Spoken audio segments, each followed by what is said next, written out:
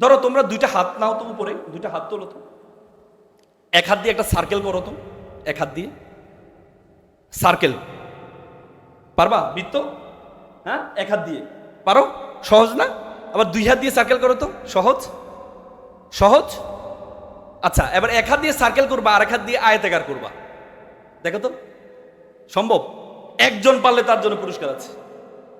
একজন যদি পারো, এক হাত দিয়ে সার্কেল করবা আরেক দিয়ে আয়তাকার করবা, দাও, একজন পারলে পুরস্কার আছে। বিশ্ববিদ্যালয়ে চান্সের ব্যবস্থা করে দিবা আমি। আবার তোমরা 3 মাস ধরে শুধু এটা করতে থেকো না, তাহলে কিন্তু বিশ্ববিদ্যালয়ে চান্স হবে না। এটা পারবা, কারণ অভ্যাস মানুষের দাস। পারবা তুমি। এটা দ্বারা কি? এটা দ্বারা হলো তুমি যদি দুই দিকে ফোকাস করো তাহলে তুমি পারবা না। তোমাকে ফোকাস করতে হবে একটা, যে সার্কেল, আয়তাকার, আয়তাকার।